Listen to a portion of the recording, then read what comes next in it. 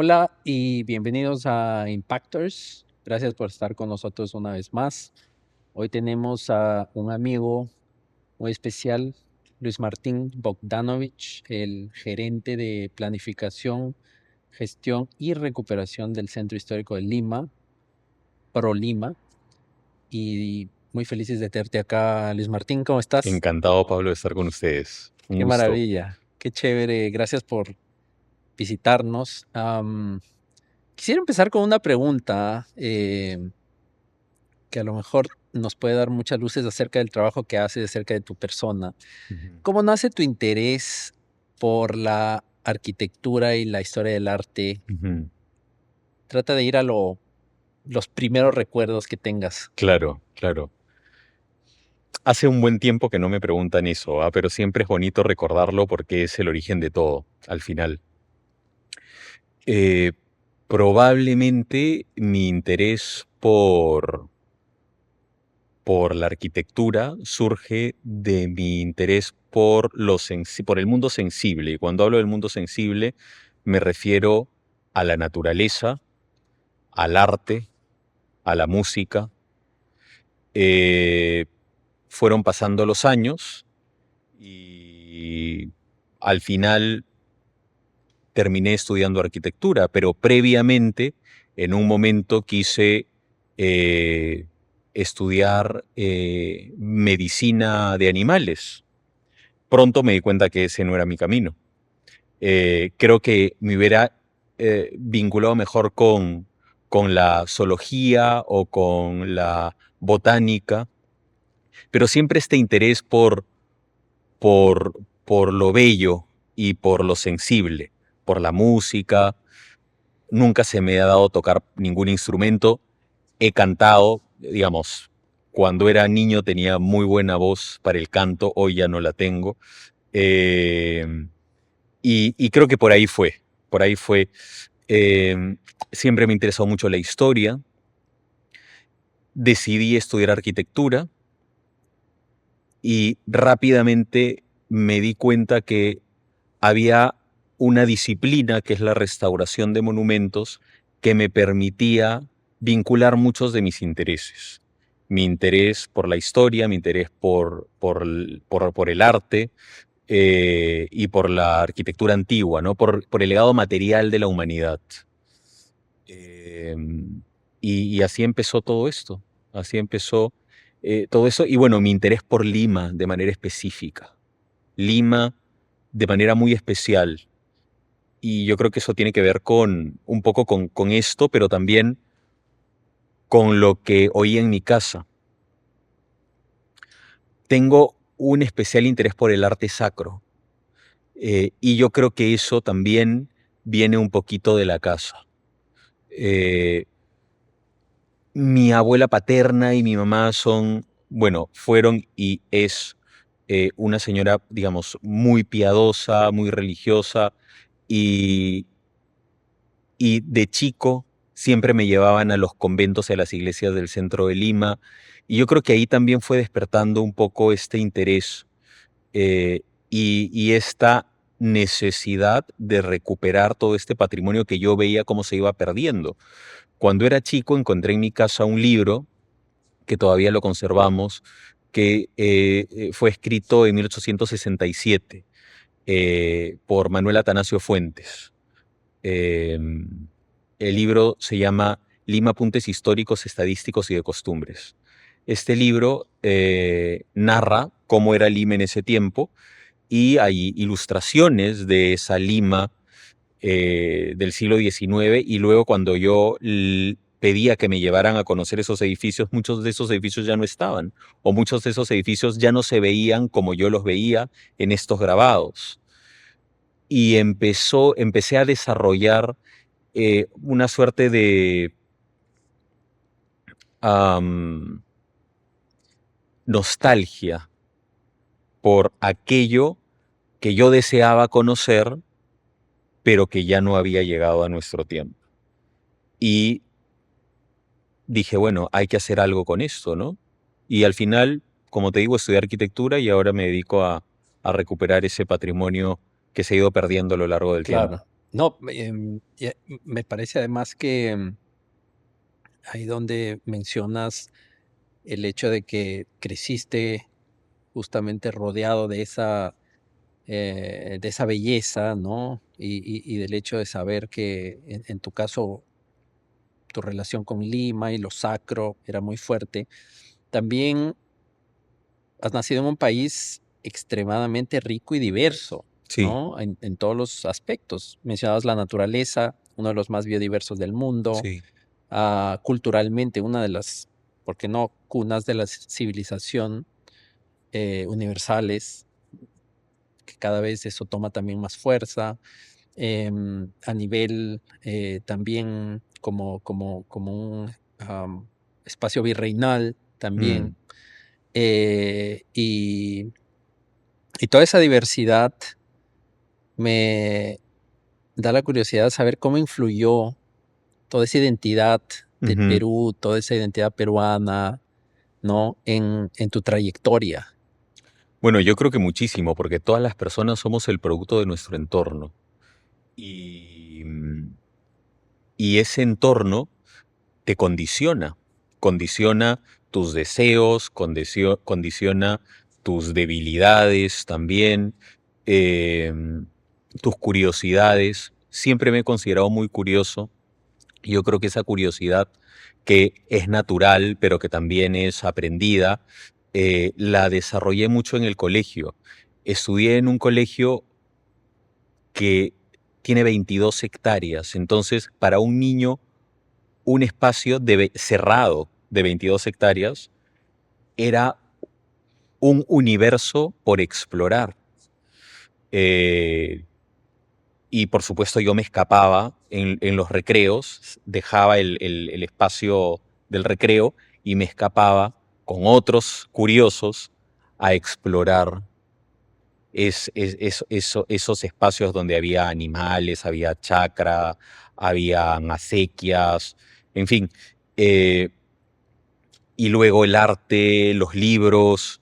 Recuerdo que había en el colegio la biblioteca de los curas, eh, estaba en un pabellón que estaba dedicado solo a ellos, que estaba además en la parte alta del colegio, porque el colegio está en una ladera, el Colegio Inmaculada de los Jesuitas. Entonces había un pabellón grande y la biblioteca era enorme. Sí, o sea, sigo considerando que es una biblioteca muy grande, pero cuando eres un niño, todo lo ves aún más grande. Y era una biblioteca que estaba prohibida para nosotros. Entonces me hice amigo de la bibliotecaria y la bibliotecaria me dejaba entrar a explorar. ¿Toda la biblioteca o solo esa parte estaba prohibida para los Era niños? era una biblioteca de estantería cerrada. O sea, uno iba a la sala de lectura y pedías lo que querías y te lo sacaban. Pero la parte visible de esa biblioteca cerrada, es decir, la que veías a través del counter, era chica. Pero detrás estaba la enorme biblioteca, como una biblioteca conventual con mezanina y corredores y lleno de estantes, que era como un lugar mágico, ¿no? Porque estaba ahí depositada toda la sabiduría, estaba ahí, o sea, la respuesta a toda mi curiosidad, que sigue siendo grande, pero en esa época probablemente era infinita, estaba allí. Y allí, pues, podía aprender cosas que no sabía. Y podía ver ilustraciones y, digamos, saciar mi curiosidad. Yo creo que eso también ha sido muy importante y claro, me hablabas del Perú, pues el Perú es todo, está en todos los rincones, esa diversidad, esa exuberancia y digamos, eh, mi primer encuentro, si se quiere, con el Perú en su majestad es en el centro histórico de Lima, que es en donde puedes ver la riqueza, la diversidad, eh, la historia y todo aquello que nos hace universales, que es nuestro pasado, es nuestra historia y es nuestra diversidad que será seguramente nuestra garantía para el futuro. Ya luego, con el tiempo, y al conocer el resto del Perú, he podido darme cuenta que es un lugar maravilloso en el que definitivamente podríamos desarrollarnos mucho más desde una perspectiva más sensible de las cosas, con más respeto por el pasado y viendo en ese pasado una posibilidad para el futuro. Claro, ahora en algún punto entonces te decides por la conservación del patrimonio, digámoslo de Ujú, esta manera, y tú empiezas a trabajar, has trabajado tanto en el sector privado como en el ujú, sector público, ujú, ¿verdad? Ahí me surge una primera pregunta ya, digamos, entrando en tu tema, ujú. que es, ¿cómo ves tú la diferencia entre la aproximación de lo privado y lo público en ese tema? Bueno, debo empezar diciendo que el patrimonio cultural no es algo que interese mucho en el Perú. Y es bastante evidente cuando vemos cómo las antiguas ciudades del Perú han sido destruidas y siguen siendo destruidas. Eh, Lima, por ejemplo. Uno ve fotos de Lima hasta los años 30 y quizá un poco más, y era una ciudad francamente bonita. Y hoy en día tengo algunas dudas al respecto. Eh, ¿Y quiénes hemos hecho eso? Pues nosotros, ¿no? Hemos ido matando a la gallina de los huevos de oro. Eh, y es una pena, es una lástima, ¿no? Entonces, digamos, reflexiones como esta son las que de alguna manera me anclan a la función que desarrollo. A pesar de que ciertamente, es cierto que, digamos, lleva mucha satisfacción el ver cómo el sueño es cristalizado y cómo lo que uno creyó que era imposible se hace posible. Pero es una labor muy demandante y muy sacrificada también, y con muchísimo estrés. Eh, pero bueno, creo que no he respondido lo que tú me has preguntado. O sea, ¿crees que en principio hay una diferencia en cuanto a cómo el Ya sector recuerdo. privado? Sí, y bueno, te decía que entonces no es algo que interese demasiado, y entonces a quien interesa más, eh, creo yo, termina siendo al sector público, eh, que es el que está llamado a la protección del patrimonio, porque es lo que manda, digamos, nuestro orden jurídico. Eh, Ciertamente el patrimonio no ha sido hecho por el Estado, el patrimonio ha sido hecho por el sector privado. Las iglesias, bueno, los conventos, las casas, es el desarrollo económico el que va forjando las ciudades y las sociedades, pero cuando uno habla de un patrimonio, por lo pronto el patrimonio arqueológico es el legado material de una sociedad muerta, por eso es arqueológico. Entonces, ¿a quién le corresponde mantenerlo arqueológico? Pues al Estado, ¿no? Que se puede apoyar desde luego el sector privado. Ejemplos buenos existen, como podría ser el restaurante La Huaca Puyán en Miraflores, que debería replicarse mucho más. Eh, pero en el caso de los centros históricos, si bien eh, los centros históricos son habitados, también son el resultado de una sociedad o de un tipo de sociedad que, digamos, es distinta hoy en día. Entonces hay edificios que eran muy importantes y que hoy ya no lo son tanto. Antes, el día de ayer, por ejemplo, entregamos la recuperación del ingreso al convento de los dominicos. En el convento de los dominicos, en el siglo XIX vivían 200 frailes, hoy viven 8. Entonces, claro, lo que producían 200 personas y el impacto que podían tener en la sociedad era infinitamente mayor al que pueden tener hoy 8 personas. Entonces, a eso me refiero. Un edificio ocupado por 200 está siempre en orden, limpio, vivo. Un edificio que servía para 200 con 8 personas es que ya no se dan abasto ni siquiera para el mantenimiento básico. Entonces, y eso multiplícalo por todas las instituciones de la antigua capital del Perú. Entonces, del antiguo, de la capital del virreinato peruano. Y claro, la ciudad va creciendo, la riqueza va saliendo a otras partes y los edificios van languideciendo, se van abandonando. Entonces, ¿cuál es el reto? Inyectar de vida nuevamente estos espacios moribundos para darles nueva vida. Eso, desde luego, es un llamado a la inversión privada. Nosotros desde la inversión pública lo que hacemos es sentar las bases, garantizar que va a ser sostenible la inversión que se va a cautelar, pero es una labor conjunta, ¿no?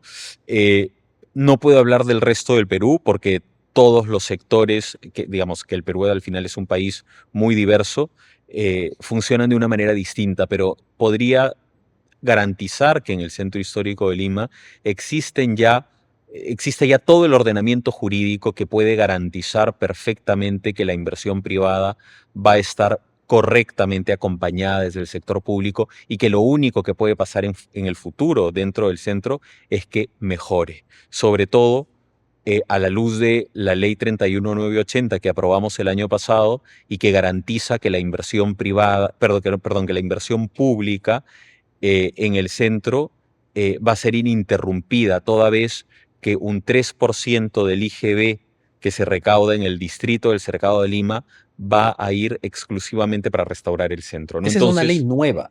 es una ley nueva, una ley que hemos trabajado en los 3 años previos y que bueno, que hoy ya es una realidad y que es el único centro histórico en el Perú que tiene un fondo exclusivo para su recuperación. Entonces, esa es una garantía para el sector privado, porque sabes que anualmente hay unos recursos permanentes para cada vez ir no solamente manteniendo lo que se ha restaurado, sino recuperando más la ciudad. Entonces, para un privado yo creo que eso es muy positivo porque tú sabes que donde vas a poner tu inversión no va a ser una inversión, un fondo perdido, sino que lo único que va a pasar es que esa inversión va a ir creciendo. Claro. Ahora, me encantaría entrar un poco más en esta parte de los retos, que estoy seguro que es fascinante, todos los retos que has tenido en estos años. ¿Cuántos años llevas al frente? 9. 9 años. Pero antes de eso, si pudieras explicarle a un niño, ¿por qué no un niño de 8 años, ¿no? ¿Por qué es importante tener un centro histórico, sobre todo en un momento donde, por qué es importante ir y conocerlo y apropiarse del centro y abrazarlo como habitante de Lima, en momentos donde uno, la inmediatez, dos, la superficialidad, tres, posiblemente incluso la lejanía, ¿no? Logísticamente, si estás viviendo en barrios ya hacia afuera, si vives en, yo qué sé, Miraflores, etcétera. ¿Por qué es importante tener al centro recuperado y por qué debe la gente ir allá y apropiarse de él? Pues mira, yo creo que si me preguntas para un niño, probablemente cualquier razón eh, demasiado lógica no sería valedera para un niño. Yo creo que para un niño de 8 años, el centro histórico debiera ser un lugar de expansión de su universo, porque es un lugar en el que hay mucho por descubrir, un lugar extremadamente estimulante, lleno de misterios por desentrañar, lleno de historias, y es un lugar que definitivamente es como, yo creo que estar en el centro histórico para un niño es como estar en un bosque infinito, ¿no? Porque es que todo es nuevo. Ahora, para un adulto, creo que es el futuro de Lima, porque Lima ya ha crecido a un punto en el que no puede seguir expandiéndose más. Y el centro sigue siendo el centro y está todo por hacerse, todo por rehacerse. Hay lotes vacíos, muchísimos, en donde puede haber nuevos edificios, manteniendo, digamos, las características del centro, pero es un lugar donde podría haber desarrollo inmobiliario muy importante, en una zona perfectamente, digamos, abastecida de todos los servicios. Es un lugar en donde hay muchos edificios que pueden ser reciclados, que están vacíos. Y hay muchos inmuebles, 2000 exactamente, que son patrimonio cultural y que deben ser restaurados. Entonces, es un espacio enorme de la ciudad donde se puede pensar en invertir y en desarrollarse, ¿no? En general, yo creo que hay que empezar a mirarlo desde una perspectiva también económica como una oportunidad de desarrollo. ¿Cuál crees que es el principal reparo que tienen los empresarios ahora y por qué no lo hacen a la velocidad a lo mejor que... Mira, yo creo que porque ha habido demasiado desarraigo con Lima. Lima es y cuando digo Lima me refiero al centro histórico. Para la mayoría de personas es un lugar ajeno. O sea, es como tierra de nadie, ¿no? No hay un arraigo con ese lugar. La generación, eh, digamos, las generaciones mayores sí tienen todavía recuerdos en el centro histórico. Mi generación y las menores a la mía no tienen demasiados recuerdos en el centro. Entonces, solamente ven la parte mala. ¿Qué es? Entonces, ¿qué es el tráfico? Y que hay mucho estigma también, porque el tráfico es innegable, pero el tráfico no solamente es en el centro, el tráfico es en Lima, en cualquier lugar de Lima. O sea, para ir de Miraflores a Barranco, puedes tomarte 30, 40 minutos, ¿no? Probablemente llegas más rápido de Miraflores al centro que de Miraflores a Barranco, a ciertas horas de la tarde. Entonces, eh, yo creo que hay un poco de prejuicio ahí también. Y luego, pues es un lugar que ha estado muchos años abandonado. Hay mucha gente que regresa al centro después de todos estos años en que venimos trabajando en su recuperación y no lo reconoce. O hay gente que no vive en el Perú y que cuando viene no va al centro y que cuando lo ve en fotos tampoco lo reconoce, porque es que ya se había perdido la asociación del centro a lo bello. Y ciertamente hay mucho que queda por hacer, pero lo que ya se empezó a recuperar es un botón de muestra de el potencial que tiene Lima, ¿no? Y que cuando hablo de Lima, yo siempre hablo del centro de Lima.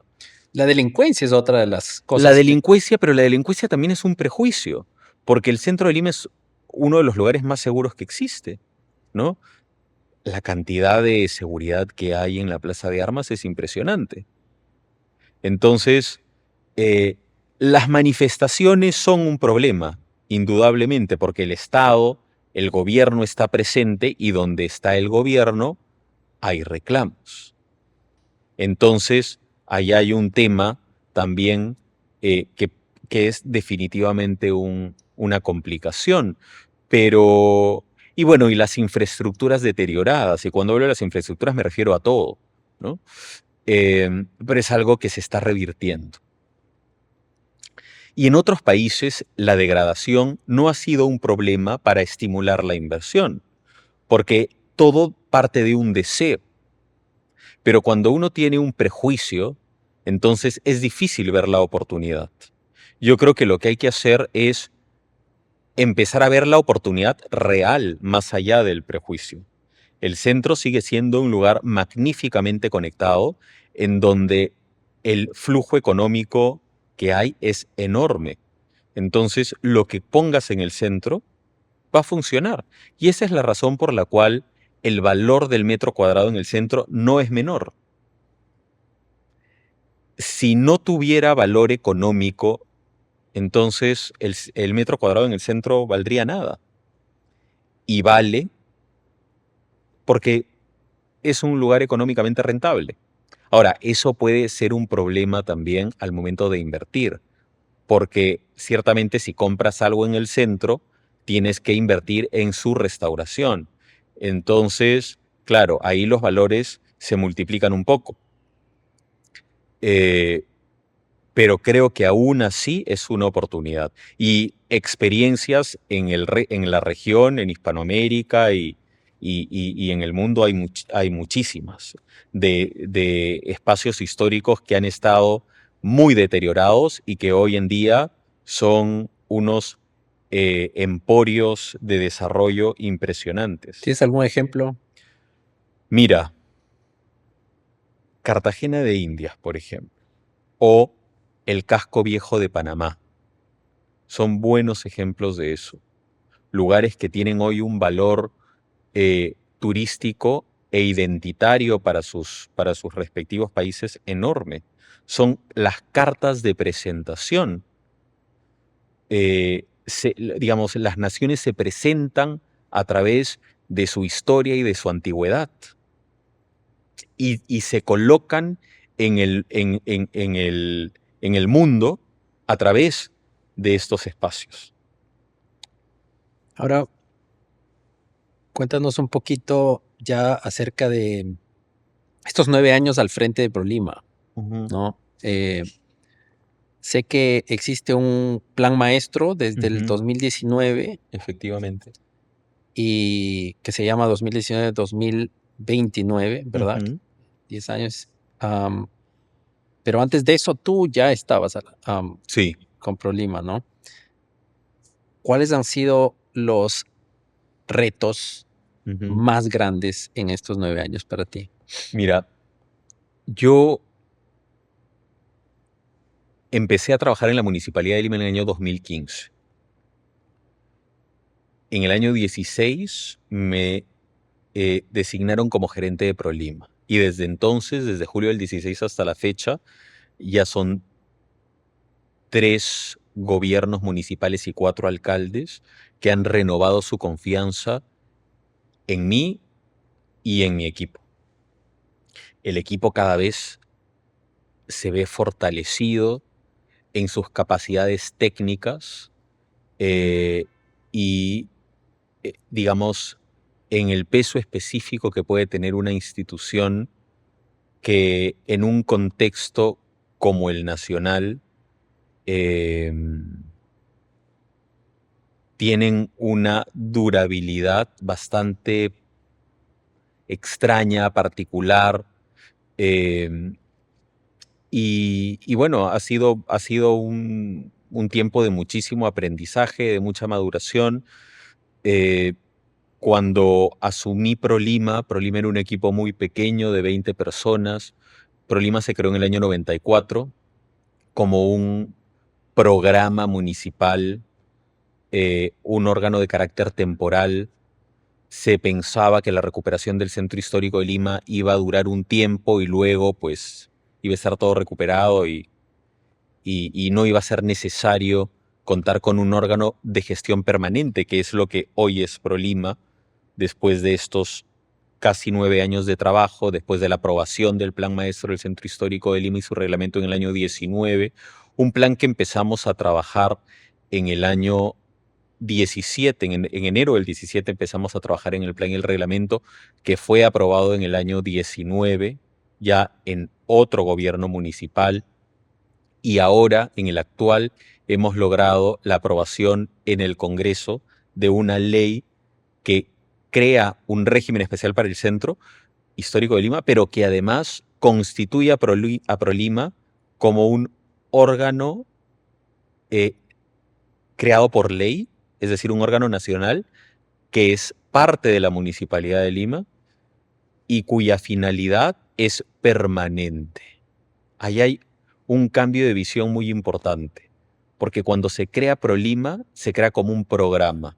y hoy es un órgano de línea, es un órgano permanente, con muchas más funciones que las que tenía. Hoy el equipo, antes era un equipo de arquitectos únicamente, hoy es un equipo de arquitectos, de arqueólogos, de conservadores y restauradores, de ingenieros, pues de abogados, economistas.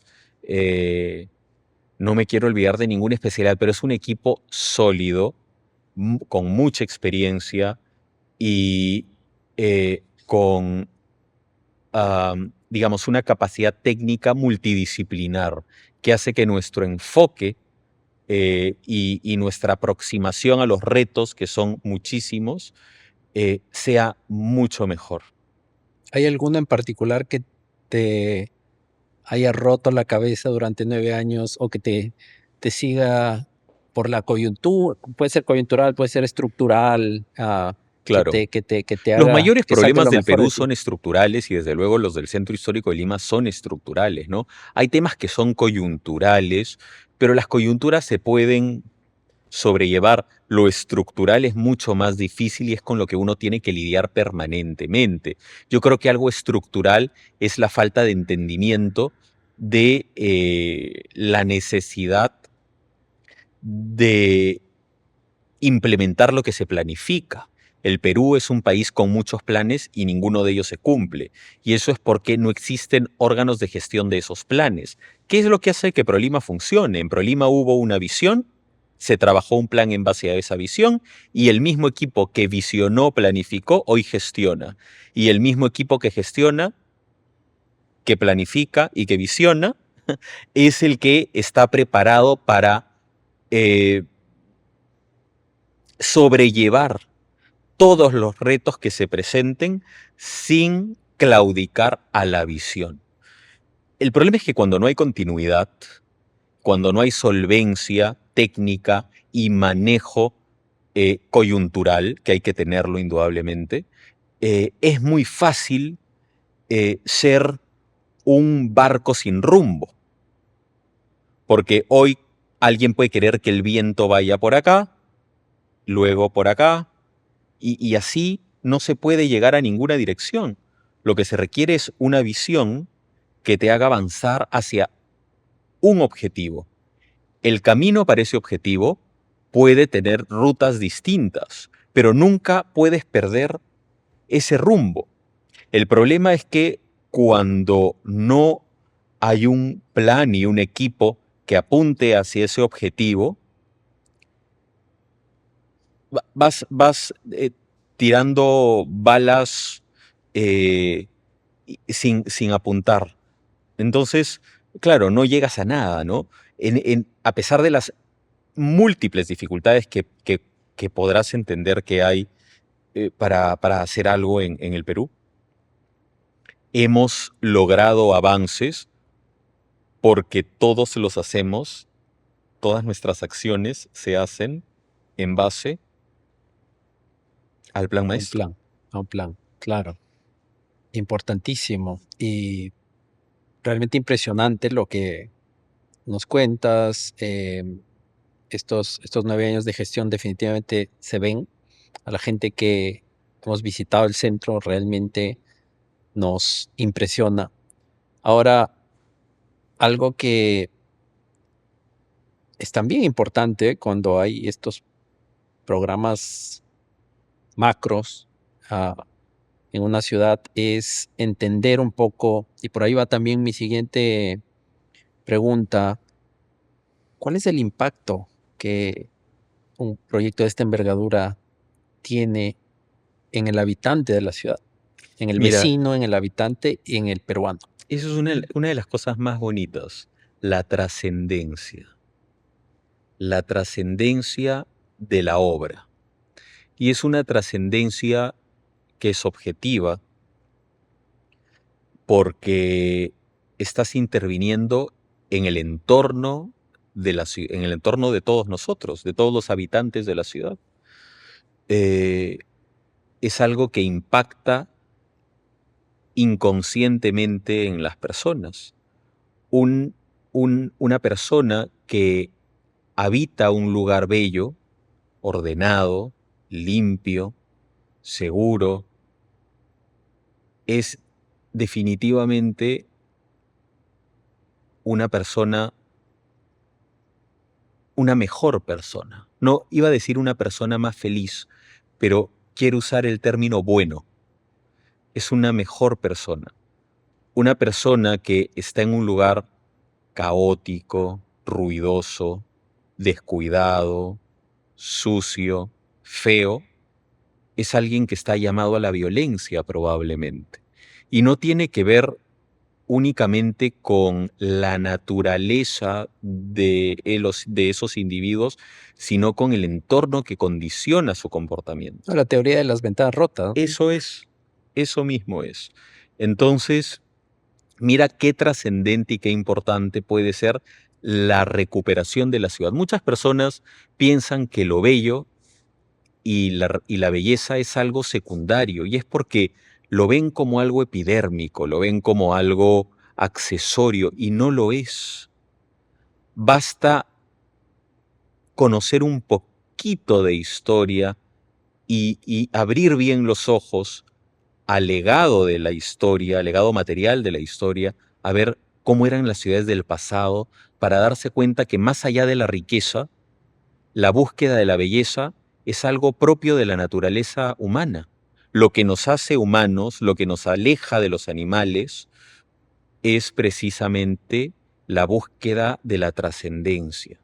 Y esa trascendencia eh, es también algo de lo que, digamos, yo creo que mueve al equipo de ProLima, porque el equipo de ProLima, que es un equipo multidisciplinario, tiene un espíritu de cuerpo primero, es uno solo, hacia una dirección.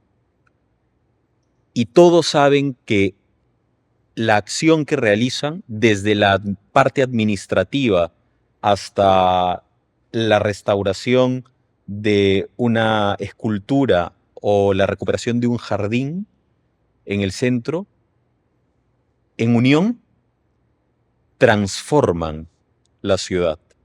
Y esa transformación es trascendente, porque además estamos hablando de un patrimonio cultural de la humanidad. O sea, no es cualquier trozo de la ciudad. Es un trozo de la ciudad que es particularmente valioso, porque es algo que nos representa a todos, más allá de nuestras diferencias. La historia y el patrimonio, el legado de esa historia, es algo que nos representa a todos, porque todos tenemos algo que ver con eso. Quizá no lo conocemos, pero si conociéramos un poco más de nuestros padres, de nuestros abuelos y de nuestros mayores, probablemente encontraríamos en el centro de Lima y en los otros centros del Perú o del mundo un pedacito de nosotros, ¿no? Entonces, yo creo que hay algo allí que es muy potente y que tiene que ver con algo muy profundo. Claro, claro. Ahora, definitivamente hay este dicho, ¿no? Que dice que para querer o para amar hay que conocer, ¿no? Indudablemente, creo yo. Y cuando visitas el centro, ¿no? Que lo he hecho en varias oportunidades últimamente, te das cuenta y lo comparas con Miraflores, lo comparas con las zonas turísticas quizás de Lima, Mm, y salta a la vista inmediatamente que el turismo todavía no ha llegado, el turismo primero extranjero en las sí. mismas proporciones, y posiblemente el turismo local o local de todos los distritos, quizás no solo los aledaños. Mm. Am, en ese sentido, ProLima o la municipalidad, ¿qué estrategias están utilizando para sobre todo tener un turismo sostenible, ¿no? Sí, sí. Que pueda hacer que la gente conozca el centro, porque me imagino que es un reto, pero gigantesco, llevar a la gente allá. Tengo algunas reflexiones al respecto. Primero, si bien antes de pandemia el Perú recibía más turistas que hoy, Hoy el centro histórico recibe más turistas que antes de la pandemia. Eso quiere decir que la gente que venía al Perú, a pesar de que eran más millones de personas, porque estamos hablando de diferencia de millones, eh, esa gente no iba al centro de Lima y hoy sí va al centro de Lima. Y yo creo que eso tiene que ver con la labor de ProLima, porque estamos creando productos turísticos. O sea, al embellecer la ciudad y recuperarla, estamos haciendo que valga la pena visitar el centro, porque ya no es un lugar abandonado, es hoy un lugar con potencial. ¿Qué sucede con las calles peatonales? Que son lugares en donde hoy hay heladerías, cafés, restaurantes, bares, que ya no son de mala muerte como los de antes. Hay el privado, el inversionista, que también es más consciente que lo que debe hacer en el centro debe estar acorde a lo que la municipalidad está haciendo allí. Entonces, hay una sinergia, ¿no? Es yo voy a hacer algo que sea igual de bien hecho, igual de bueno. Y por eso nosotros cuando intervenimos no escatimamos en nada. Es un esfuerzo muy importante el que se hace para dotar a los proyectos de lo mejor que ofrece el mercado. Entonces, ¿Te refieres en términos de materiales? todos los materiales que usamos son de primerísima calidad, o sea, las luminarias las traemos de Italia, los productos con los que se restaura son españoles, portugueses, italianos, porque ciertamente no los fabrican en el Perú. Ojalá que en algún momento pueda existir una industria que produzca materiales de restauración de primer nivel, que ciertamente abarataría los costos también. Entonces, hay allí un esfuerzo que hace también el privado para ponerse a tono con las cosas que nosotros estamos haciendo. Eh, y yo sí creo que esto está avanzando para mejor. Claro. ¿Hay algún, bueno, acá quizás te comprometo un poco, pero Sí. ¿hay algún modelo internacional? Habías mencionado Cartagena, el caso antiguo de Panamá, pero algún modelo a donde decides mirar en Hispanoamérica o en el mundo? Mira, hay muchos muy interesantes. Yo creo que el mejor modelo es el modelo en el que el habitante de la ciudad es su protagonista y el turista viene a maravillarse de lo que es vivir auténticamente esa ciudad.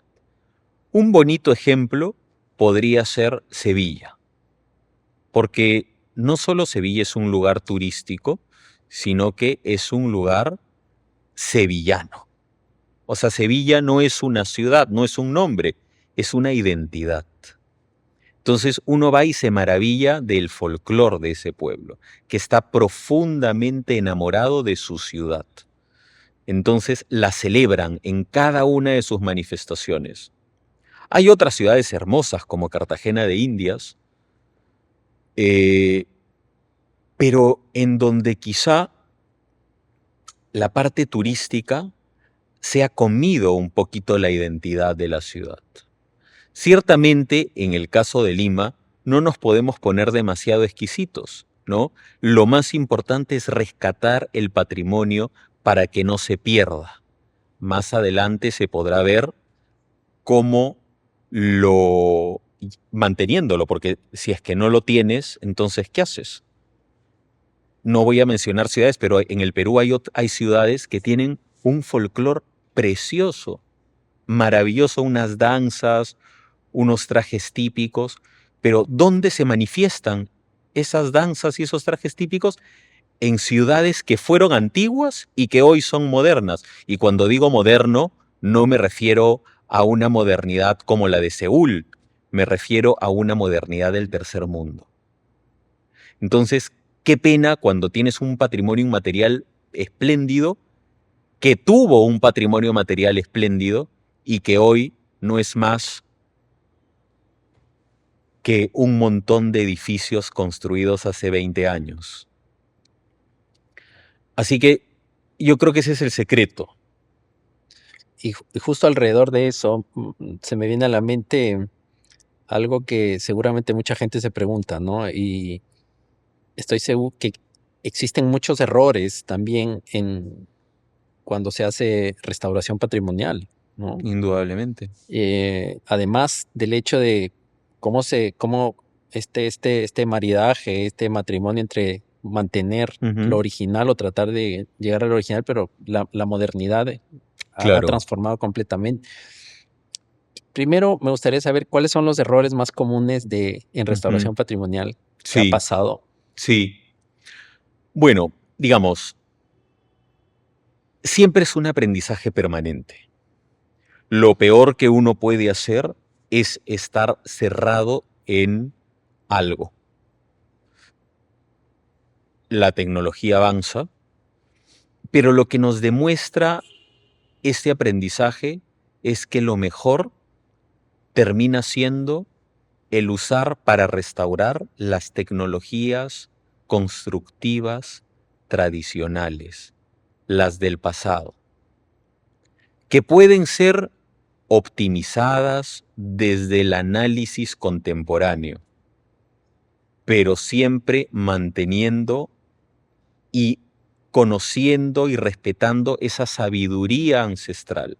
Porque en un tiempo todo lo ancestral, todo lo viejo, se veía como algo, digamos, Sí, arcaico, como obsoleto. algo obsoleto.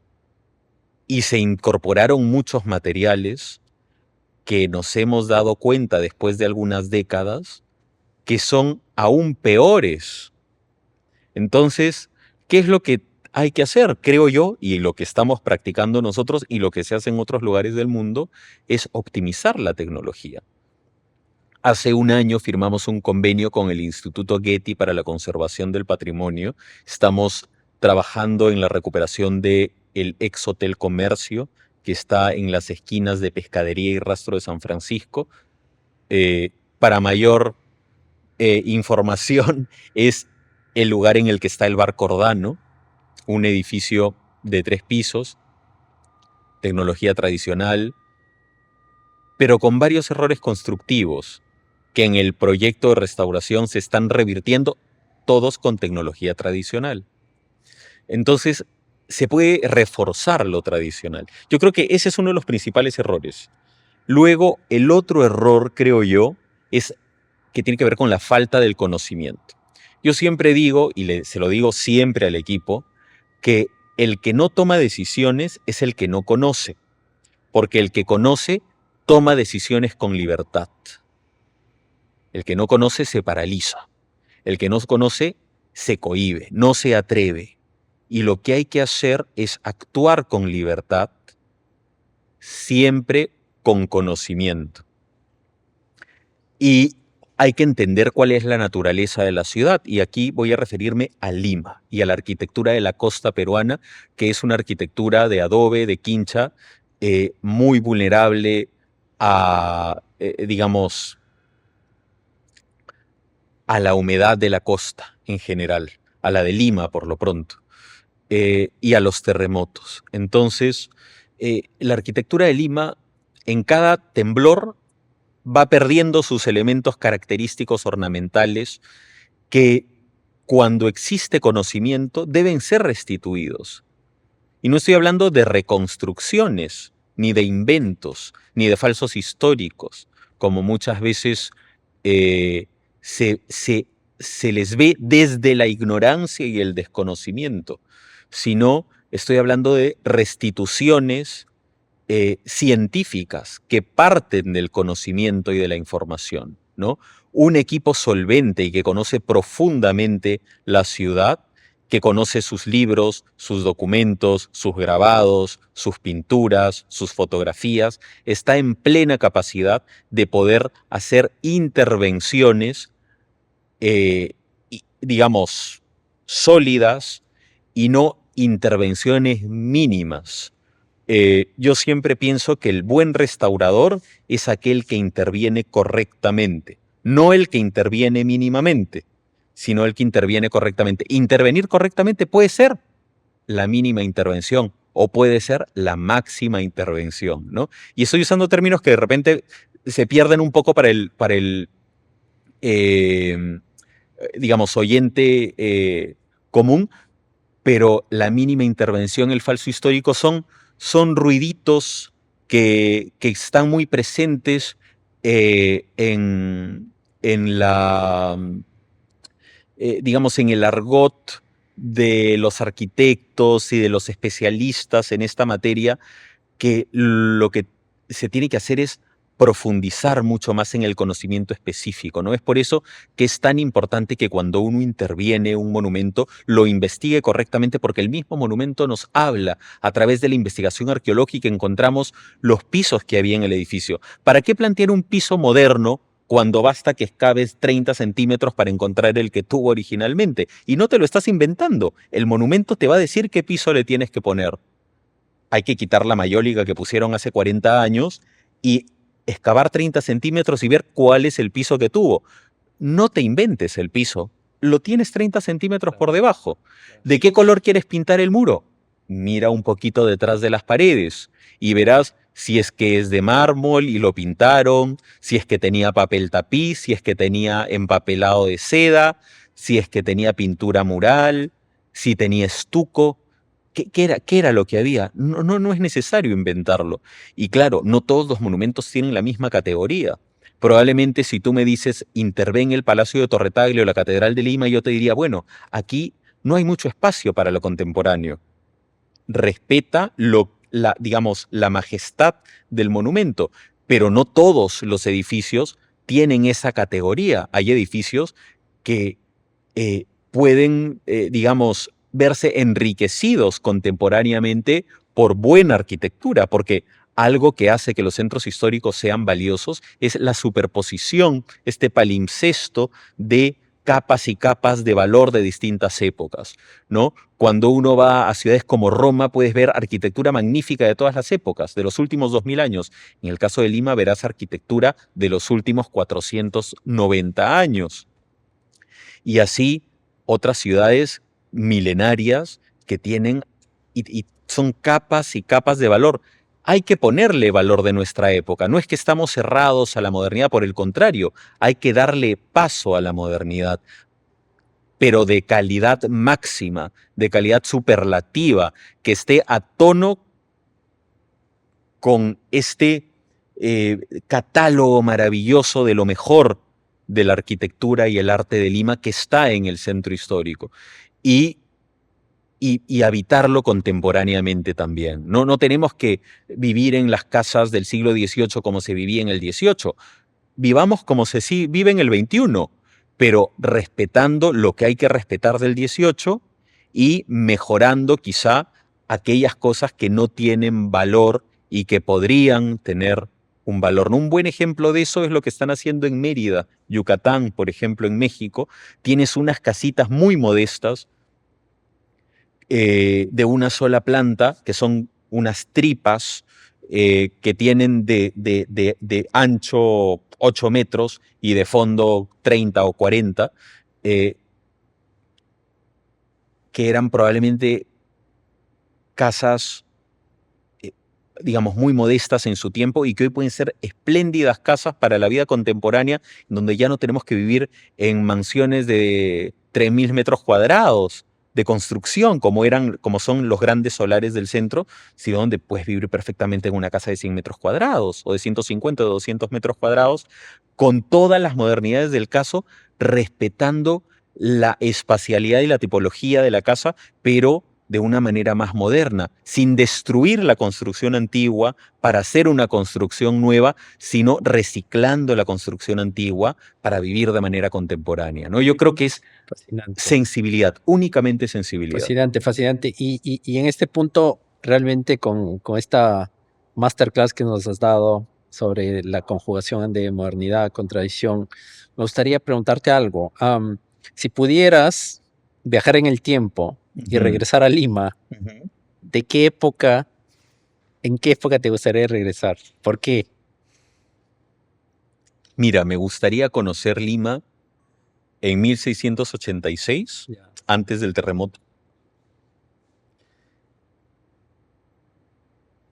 Me da mucha curiosidad ver cómo era Lima en esa época, porque ciertamente la Lima de hoy ya no es la de esa época. O ¿Qué sea, se tenemos perdió ahí? rezagos, Ya. ¿no? Pero era una Lima muy diferente. Y luego me gustaría de repente estar en 1780 para ver, no para vivir, para ver dos momentos que me dan mucha curiosidad. ¿Por qué? Porque sabemos que hubo arquitectura de enorme valor. No te digo 1820 porque ya estábamos un poquito en decadencia, ¿no? Y la arquitectura del siglo XIX se mantiene. Entonces, no necesito saciar demasiado mi curiosidad, pero la otra es una arquitectura que se ha perdido mucho. Entonces, el ver cómo eran esos edificios, y ya pensando como restaurador del centro histórico, sería pues una oportunidad fantástica de, imagínate, ¿no? Estar un día en 1770 y regresar a restaurar Lima en el siglo XXI. Fantástico. Ahora una pregunta más personal, ¿no? Quitándote Ujú, un poco la gorrita de Prolima. ujú, Si no fueras arquitecto, si no te hubieras dedicado a la conservación, ujú. qué hubieras hecho? ¿Qué hubiera sido? Mira, no Un lo mundo sé, alternativo. no lo sé, pero algo que en este momento me daría mucha felicidad es el silencio. El silencio y la contemplación. Se puede dar de muchas maneras, pero es algo que disfrutaría mucho. Dices como meditación, una vida más de monje. Bueno, podría ser el dedicarse al estudio, a la investigación, eh, sí, algo por ahí. ¿Has tenido alguna anécdota interesante restaurando un edificio que nos puedas compartir? Todo el tiempo, sobre todo en el ámbito arqueológico. Ahora mismo, bueno, ayer entregamos el atrio del convento de los dominicos y en ese atrio encontramos dos cosas que no pensábamos encontrar y que hicieron que nuestro proyecto de arquitectura cambie. La primera que encontramos fue la ventana de ventilación de la cripta y sepulcro de los indios nobles que estaba debajo de la capilla de la Virgen del Rosario de los Indios, en el convento de Santo Domingo. A través de una ventana que estaba tapiada y que estaba bajo el nivel del piso, accedimos a esta cripta que estaba tapiada probablemente desde 1820, que se prohibieron los enterramientos en iglesias. Encontramos una bóveda con pintura mural muy bonita. ¿Cómo la descubrió? O sea, ¿cómo sabían que estaba ahí? No nos sabíamos. Empezamos o sea, sabíamos que había una cripta, pero no sabíamos que íbamos a poder acceder a ella desde el exterior de la iglesia. Y es que todas estas criptas tenían ventanas de ventilación e iluminación, porque se ingresaba por el interior de la iglesia, pero tenía ventanas para ventilar, que daban a la calle. En este caso, retiramos una capa de 10 centímetros de cemento y apareció una tapia de ladrillo, rompimos la tapia de ladrillo y ingresamos al sepulcro. Encontramos un osario al lado, debajo del piso del atrio, y encontramos un pozo, que también fue una cosa extraordinaria, porque un lugar por el que todos nosotros, incluyéndome, habíamos caminado decenas o cientos de veces, resulta que estábamos caminando encima de un pozo. Ya todo eso está recuperado y se puede visitar. Y ahora mismo tenemos otro reto, que es liberar por completo uno de los ojos o arcos del antiguo puente de piedra de Lima, construido a inicios del siglo XVII por el virrey Marqués de Montesclaros, y estamos hablando de 10 metros de profundidad para abajo.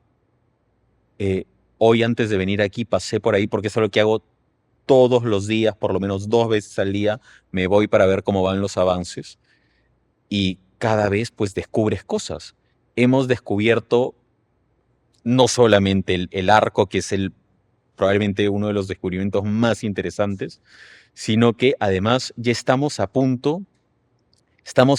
una pared de 20 centímetros de atravesar el arco y salir por el otro lado. Hemos encontrado unos bloques de piedra labrada con unas inscripciones en latín en las que podemos descifrar el nombre del virrey Marqués de Montesclaros, lo cual nos hace pensar que esos bloques de piedra son los de la placa conmemorativa de la obra de 1612, que es el año en el que se hace el puente, y monedas de plata del siglo XVI, que le llamamos macuquinas,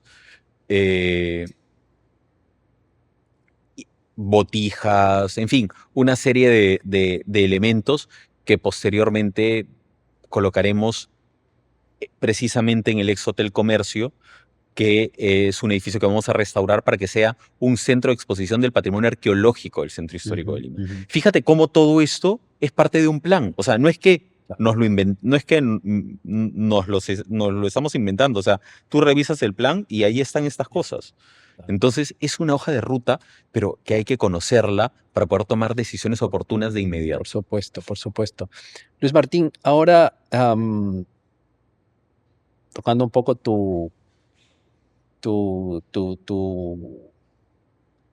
vocación de mentor, me gustaría preguntarte, ¿qué le dirías tú a un profesional de arquitectura, de historia del arte, que a lo mejor no está en tu ancho de banda, que ve la modernidad como la solución a todos los problemas, que se enfoca solamente en quizás utilizar la tecnología de la contemporaneidad y de construir acerca o alrededor de eso? ¿Qué consejo le darías para que, basado en tu experiencia, se abra? Que se den una vueltita por el centro de Lima. Nada más. O sea, no les voy a decir que vayan a leer un libro. Vayan al centro de Lima a caminar y a ver. Lo pueden ver desde 2 perspectivas. Desde la perspectiva de aprender de la historia, que un buen arquitecto es un arquitecto que no solamente replica lo que ve en las revistas de arquitectura contemporáneas, sino un arquitecto que puede entender el valor de la arquitectura más allá de las formas, porque la arquitectura tiene valor en todas sus expresiones temporales. Y eso es algo que es una recomendación para las escuelas de arquitectura. O sea, no nos centremos en aprender solamente la expresión contemporánea de la arquitectura, sino aprendamos a hacer arquitectura. Y para aprender a hacer arquitectura hay que conocer la historia de la arquitectura.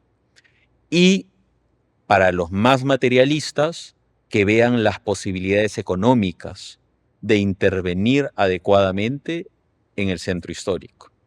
Porque, como les digo y les repito, es un espacio en el que está todo por hacerse. Yo diría que hoy las escuelas de arquitectura de Lima, sin excepción, deberían tener talleres en el centro histórico de Lima, porque es una oportunidad de desarrollo profesional enorme, enorme. Son 6.000 inmuebles en el centro histórico, de los cuales 2.000 son monumentos y los otros 4.000 no lo son. ¿Qué otro lugar te ofrece eso en la ciudad? Ninguno. El centro, a pesar de todo, sigue siendo el lugar en donde está la mejor arquitectura del país. No estoy diciendo de Lima, del país. La mejor arquitectura del Perú está en el centro histórico de Lima. ¿Qué lugar podría ser mejor para un arquitecto que hacer un edificio allí, rodeándose de los grandes de la arquitectura? Y no me refiero a los de la arquitectura contemporánea, sino a los de la arquitectura de Lima. Entonces, hay que dimensionar las cosas. Fantástico, Luis Martín. Y ya para finalizar, quisiera hacerte una pregunta final. Si pudieras cambiar una sola cosa Ujú, en el mundo, ujú. Qué difícil. ¿qué harías si No, estuviera en tu poder cambiarle? ¿En el Perú o en el mundo? no sé qué responderte realmente. ¿Hay algo que te molesta mucho en la sociedad peruana, en la estructura? Caramba, o sea, probablemente te voy a decir algo que no sea lo más importante. ¿Sabes? Eh, hay muchas cosas que uno quisiera cambiar en general, eh,